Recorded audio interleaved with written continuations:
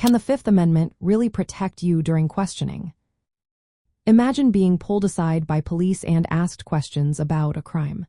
Do you know you have rights that can protect you from saying something that could hurt you? That is where the Fifth Amendment comes into play. It is a part of the United States Constitution that offers important protections during police questioning. But does it always work the way you might think? Let's find out. The Fifth Amendment says you do not have to testify against yourself in a criminal case. This means you can refuse to answer questions if your answers might make you look guilty. This right is often called pleading the Fifth, but it is not automatic. You have to clearly say that you are invoking your Fifth Amendment rights. If you stay silent without saying anything, police might keep asking questions, and your silence alone might not be enough to protect you. Another key point is that the Fifth Amendment protection is closely linked to the Miranda rights.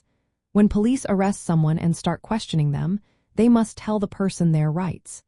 These include the right to remain just silent and the right to have an attorney present.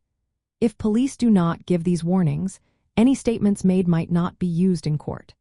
This is why it is so important to clearly state you want to remain just silent and speak to a lawyer.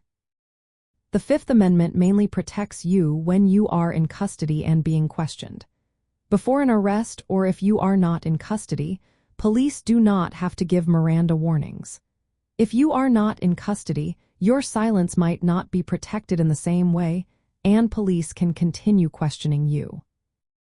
You can also choose to waive your Fifth Amendment rights.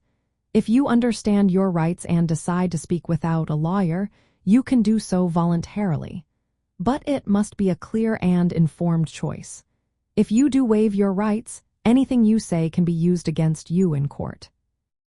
It is important to remember that invoking the Fifth Amendment during questioning does not mean you are innocent. It simply means you are exercising your right not to answer questions that could incriminate you. It does not prevent the police from gathering other evidence or from prosecuting you based on that evidence. From a criminal defense point of view, advising someone to invoke their Fifth Amendment rights can be a smart move. It helps prevent self-incrimination and keeps the case from getting worse. But it is also wise to have a lawyer present to make sure that rights are exercised correctly and that any waiver is done knowingly. So, can the Fifth Amendment really protect you during questioning? Yes, but only if you understand when and how to use it. It is a powerful tool, but it must be invoked properly. Knowing your rights and speaking carefully can make a big difference in how your case unfolds.